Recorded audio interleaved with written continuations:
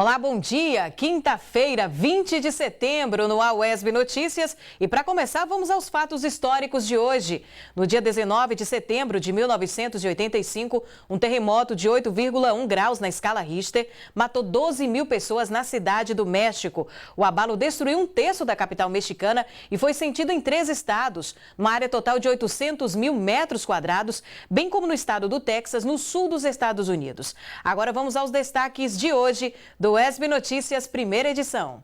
Petrobras eleva o preço médio do diesel nas refinarias em 4,2% e o da gasolina em 3,5%. No Momento Saúde, a gente vai falar a respeito do aneurisma, como identificar, prevenir e tratar o problema. Trânsito, o que pode ou não pode ser captado pelas câmeras de videomonitoramento para multas. Estas e outras informações agora no UESB Notícias, primeira edição.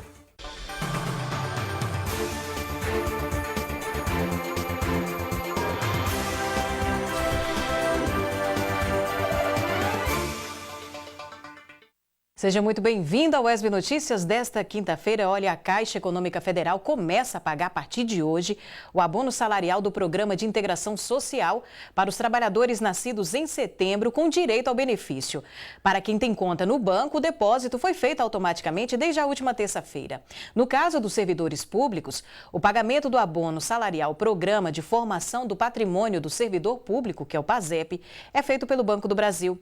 Tem direito ao abono as pessoas cadastradas no PIS/PASEP há pelo menos 5 anos e ter trabalhado com carteira assinada em 2018 por no mínimo 30 dias, com remuneração salarial até 2 salários mínimos em média. Mais reajuste no combustível. Petrobras eleva o preço do diesel e da gasolina nas refinarias. O aumento para o consumidor deve passar a valer a partir de amanhã. A Petrobras vai elevar o preço médio do diesel nas refinarias em 4,2%. E o da gasolina em 3,5%. A informação foi divulgada pela assessoria de imprensa da estatal nesta quarta-feira. O repasse ou não do aumento para os consumidores finais fica a critério das distribuidoras e postos. O reajuste passa a valer nesta quinta-feira e vem após a disparada do preço internacional do petróleo por causa da crise política na Arábia Saudita. Conversando com esse gerente de posto de gasolina aqui de Vitória da Conquista, ele nos disse que o aumento no valor do combustível na bomba já deve acontecer amanhã. Para a gente mesmo, acho que a partir de amanhã em diante, que a gente deve estar fazendo a compra já com preço novo, né? O reajuste é a partir de hoje, dia 19, nós fizemos compra ontem e estamos recebendo hoje, então está com preço antigo ainda, mas a partir de amanhã a gente já deve fazer a nova compra, então o consumidor acho que a partir de amanhã já começa a sentir o novo preço aí nas bombas. A gasolina deve subir em torno de 5 centavos e o diesel em torno de 9 centavos. A gente só vai repassar mesmo o que a gente está recebendo de reajuste da distribuidora. Ele disse ainda que só neste mês o diesel sofreu 3 aumentos e a gasolina já teve 1. O diesel está acumulado aí já com esse quase 30 centavos de aumento, só esse mês. A gente não repassou todo, estamos tentando segurar o máximo o preço aí para não extrapolar o preço na bomba. E a gasolina também foi um reajuste de 5 centavos, também não repassamos, mas esse aí já mais 5, né, já vai para 10 centavos de aumento no mês, então o consumidor deve sentir já uma diferençazinha já a partir do próximo final de semana. Os consumidores não ficaram nada satisfeitos. E já está alto, cada dia que passa aumentando mais. Para nós que toda semana gasta em torno de R$600 de combustível, R$700, é muito triste, né? E aqui em Conquista pior ainda. Porque os outros locais, tudo aí, você vê, Anagé, Guanambi, tudo bem mais distante daqui, mais barato do que Conquista e aqui desse jeito, né? E cada dia aumentando, a gente não tem mais nem condição de estar rodando com o carro. Olha, agora a gente vai mudar de assunto, trazer informações a respeito de uma ONG de Itapetininga mais abandonada na rua. Para continuar a missão, precisa de apoio de todos. Um cachorro saudável abrigado em uma casa pode viver em média 17 anos. Nas ruas, essa expectativa de vida chega a ser 3 vezes menor. Os perigos são muitos. Sozinhos e sem proteção, eles estão sujeitos a atropelamentos, agressões, doenças e envenenamento.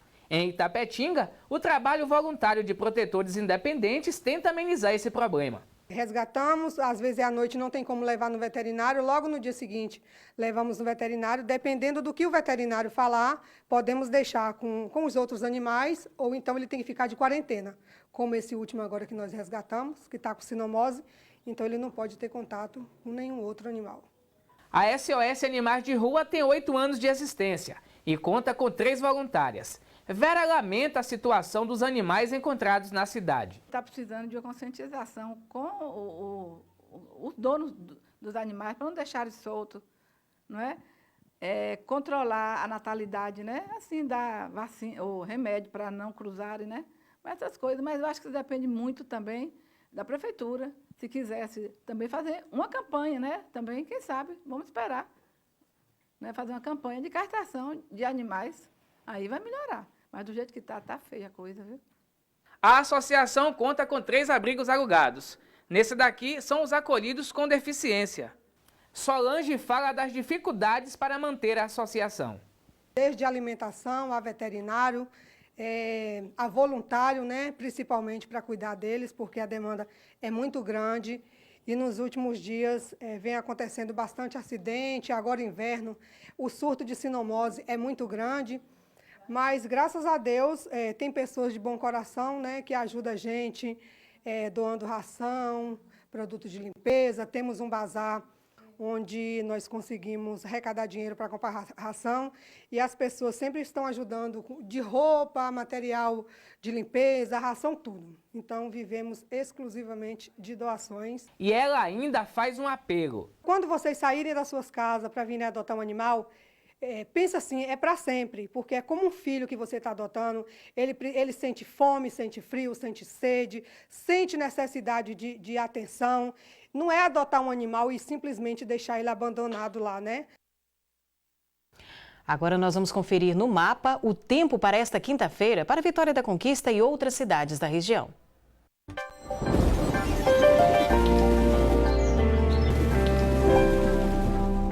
Nesta quinta-feira, Vitória da Conquista tem variação de nebulosidade. A temperatura mínima é de 14 e a máxima de 31 graus. Mas a previsão é que o tempo firme nos próximos 3 dias, inclusive com aumento das temperaturas. Vamos agora conferir a previsão do tempo para outras cidades da região. Tempo parcialmente nublado em Aracatu. Não há previsão de chuva para hoje. Os termômetros variam entre 17 e 34 graus. Em Brumado, o sol aparece entre nuvens nesta tarde. À noite, poucas nuvens. A cidade registra mínima de 20 e máxima de 35 graus. Tempo parcialmente nublado em Condeúba. Não deve chover nesta quinta-feira. A variação térmica fica entre 19 e 35 graus. E depois do intervalo, vamos aos últimos dados da notificação da dengue aqui na região. Agora 11 horas e 56 minutos, voltamos já.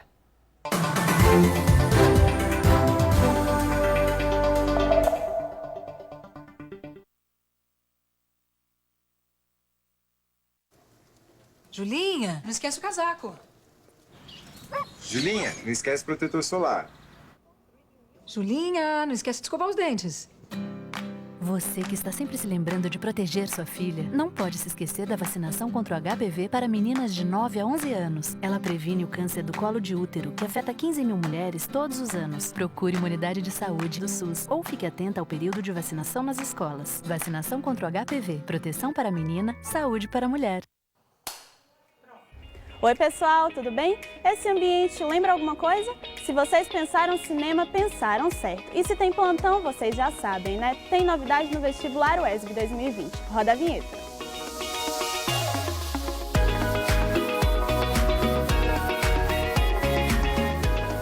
Dessa vez viemos apresentar para vocês os filmes que serão cobrados no processo seletivo. Foram escolhidas 3 obras. O longa O Grande Ditador, de Charles Chaplin.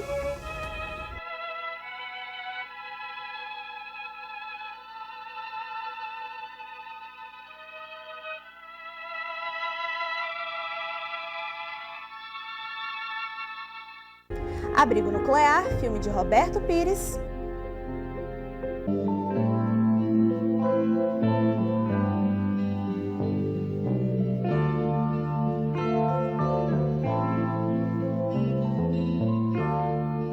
E completa a lista o documentário Ex-Pajé, dirigido por Luiz Bolognese.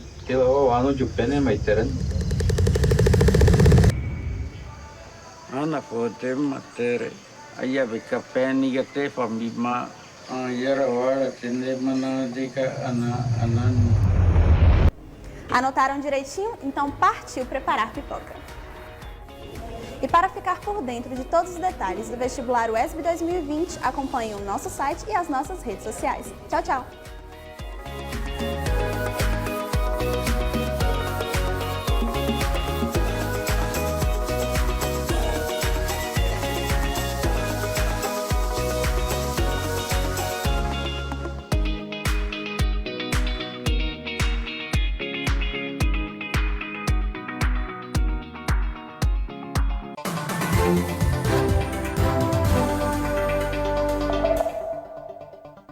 Estamos de volta com o UESB Notícias, primeira edição desta quinta-feira. Olha, o número de casos de dengue na Bahia cresceu mais de 600% de janeiro a agosto, na comparação com o mesmo período do ano passado. Os dados fazem parte do boletim epidemiológico da Secretaria Estadual de Saúde e foram divulgados na última segunda-feira. E nossa equipe de reportagem foi conferir os dados aqui de Vitória da Conquista.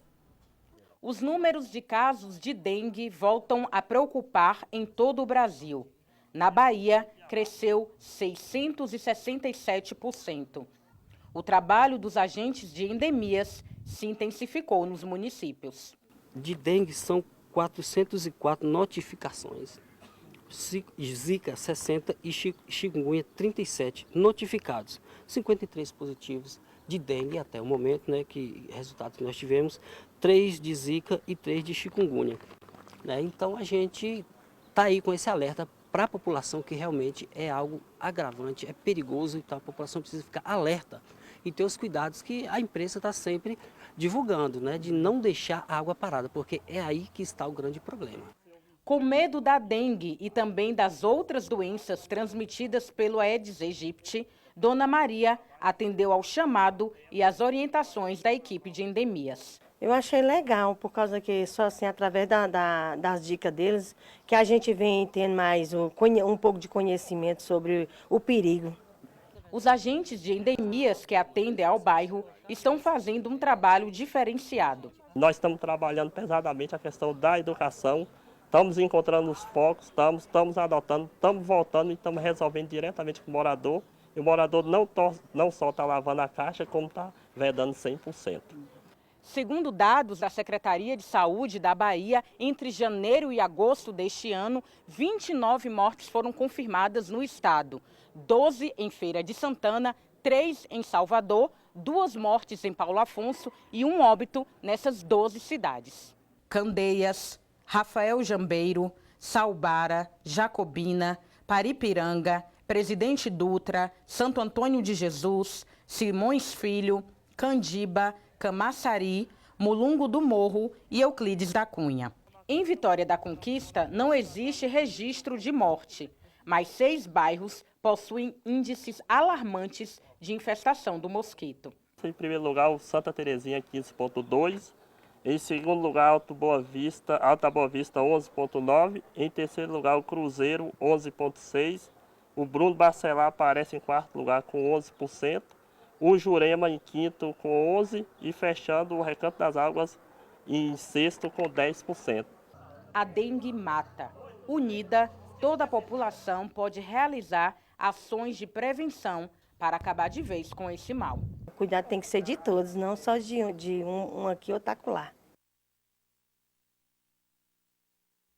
Verdade, o cuidado precisa ser de todos. Agora a gente muda de assunto para falar a respeito de trânsito, porque o Ministério Público Federal obteve decisão judicial que suspende em todo o país a aplicação de multas de trânsito com a utilização de equipamentos de videomonitoramento.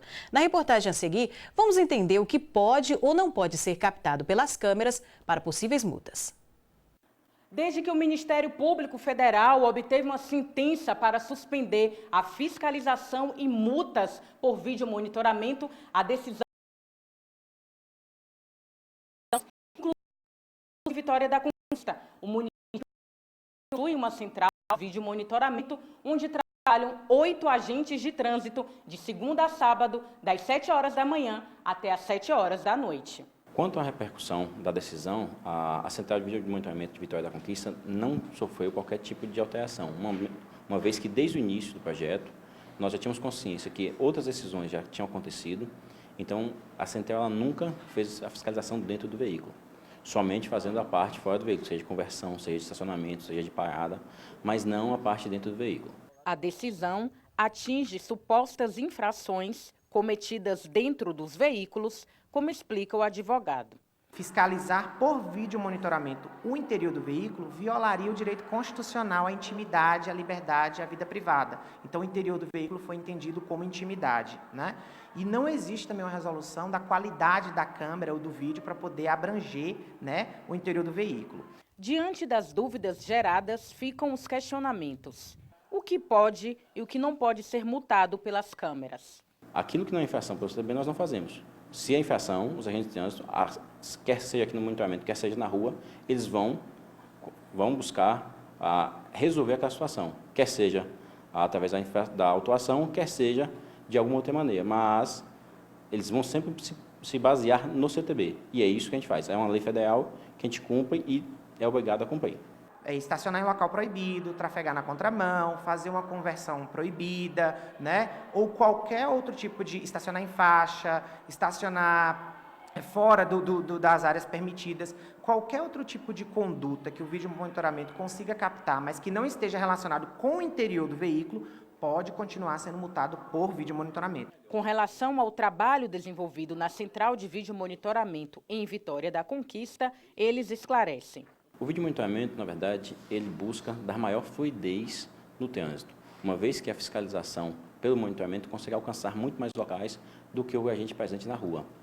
Então, com isso, nós conseguimos disciplinar de melhor maneira e trazer mais segurança. O juiz fixou um prazo de 60 dias, então tem um prazo de 60 dias aí para que venha uma nova resolução especificando não só condutas que não podem ser objeto de infração, notificação por vídeo monitoramento, justamente por preservar a intimidade na Constituição, né, descrito na Constituição como direito constitucional, mas também quais seriam os critérios aí até de resolução, porque não é porque o vídeo monitoramento pode ser utilizado que não seria necessária uma resolução tão alta para captar o interior do veículo. Agora nós vamos voltar ao vivo com a repórter Joana Rocha, mas trazendo outra informação, porque hoje vai ser lançada uma cartilha de saúde para mulheres lésbicas e bissexuais. Vamos agora ao vivo saber mais a respeito do assunto.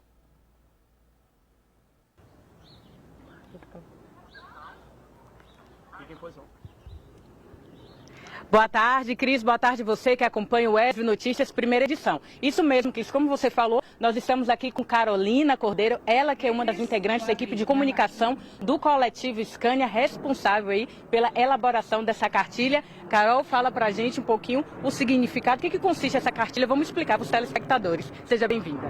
Boa tarde. Então, a cartilha, ela foi uma iniciativa da Scania, que é um movimento que acontece em Vitória da Conquista há algum tempo, que é uma festa para mulheres. A gente acabou fazendo bastantes festas para mulheres aqui na cidade e tinha essa deficiência de comunicação e de divulgação das necessidades das mulheres lésbicas e bissexuais para a sua saúde sexual.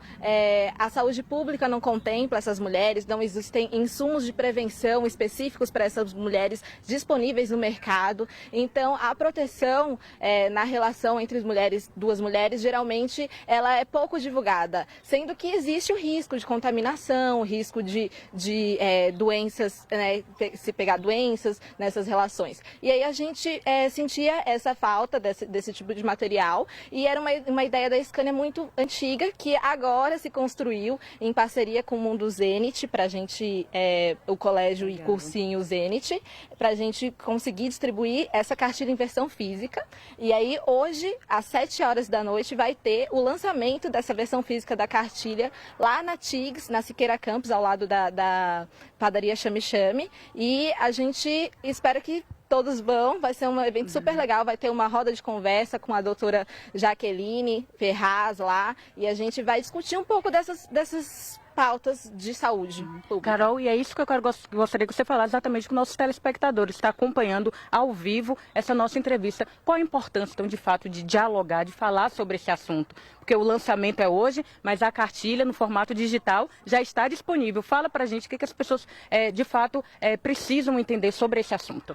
Então, é muito importante, primeiro, apresentar que existe esse risco de contaminação de doenças na relação entre mulheres. Porque há muito tempo se conceitualizava que em relação entre mulheres não tinha nem risco de contaminação de doenças. Mas existe. E se existe, por que não existem insumos de prevenção? Por que a saúde pública não tem ações que falem sobre isso? Por que não se fala sobre isso? Não se divulga material, não se divulga informação sobre isso? Essa foi a problemática que a gente achou quando a gente começou a construir esse tipo de ação, primeiro no Instagram da Scania, que a gente fez uma ação no dia da visibilidade lésbica e no dia do orgasmo também a gente fez ações falando sobre prevenção entre relações entre duas mulheres, e a gente viu que realmente a informação era muito pouca e era muito difícil de ser achada. Então a gente viu essa, como eu falei antes, essa deficiência, e a gente queria fazer alguma coisa para contemplar essas mulheres. E aí surgiu essa ideia da cartilha e hoje a gente conseguiu realizar ela. Então nós parabenizamos e convidamos a todos que estão assistindo exatamente para participar desse lançamento da cartilha. E aí, claro, fica novamente a informação, o respeito é fundamental, isso é o mais importante acima de tudo. Cris, volto com você no estúdio. Obrigada, Joana Rocha. Olha, a gente vai a um rápido intervalo e vamos falar a respeito de um assunto muito sério, que é aneurisma. O que é, como tratar e prevenir. É daqui a pouquinho, a gente volta.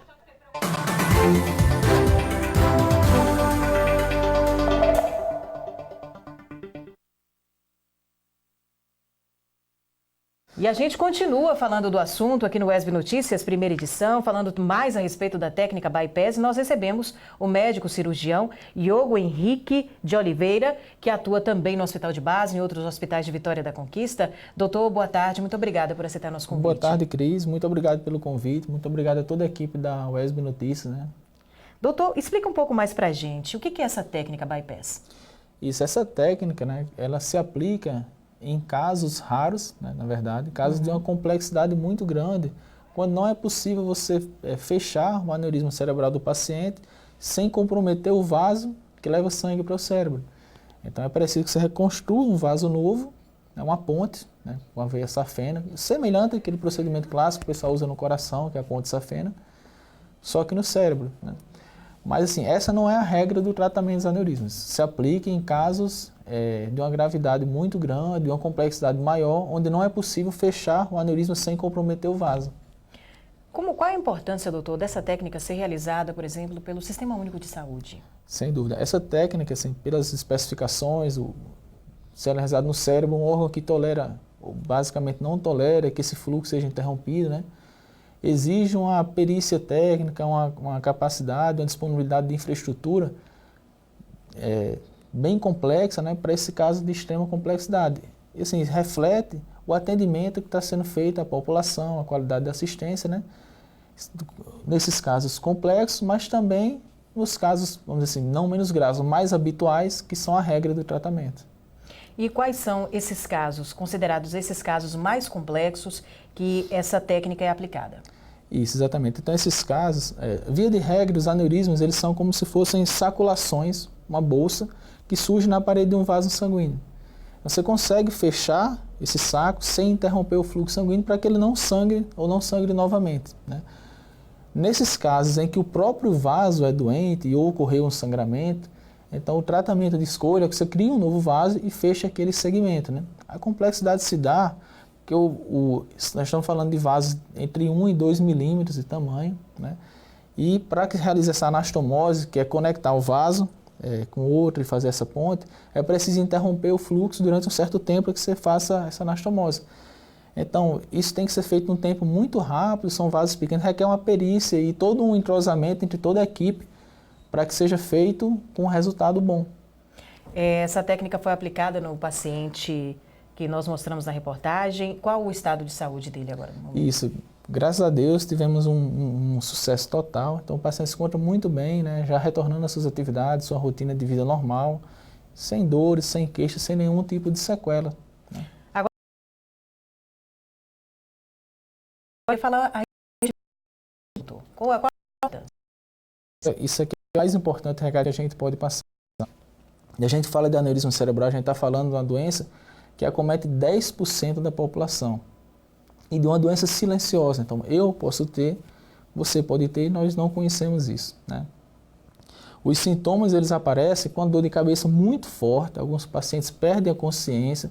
É relatado como a maior dor de cabeça que ele teve na vida e surge na hora que tem um sangramento. Pra você ter ideia da gravidade, quando ele sangra, metade das pessoas morrem no momento do sangramento.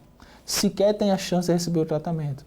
E desses que chegam vivos ao hospital, pelo próprio sangramento, já machucou o cérebro, já deixa algum tipo de repercussão, de sequela.